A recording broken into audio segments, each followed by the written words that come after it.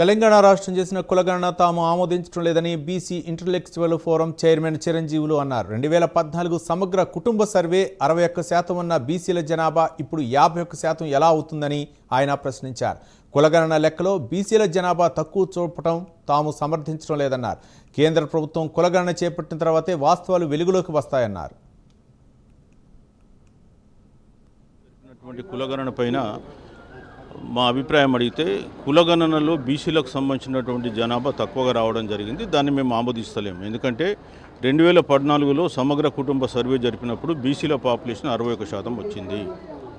ఈరోజు మీరు 56% అని చెప్తున్నారు.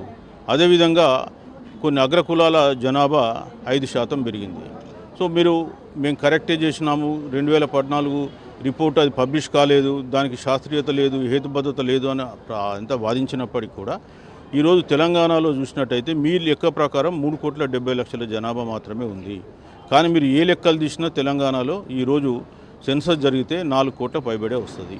అంటే 30 లక్షల జనాభా తక్కువగా ఉంది. కాబట్టి అందులో ఒక ఫండమెంటల్ డిఫెక్ట్ ఉన్నదని మేము గతంలో కూడా రాష్ట్ర ప్రభుత్వాలకు చెప్పినాం. మా ప్రభుత్వం మా రిక్వెస్ట్ మీదనే మళ్ళీ తిరిగి రెండోసారి కూడా కులగణన జరిపినారు. సో ఏది జరిపినప్పటికీ కూడా బీసీల పాపులేషన్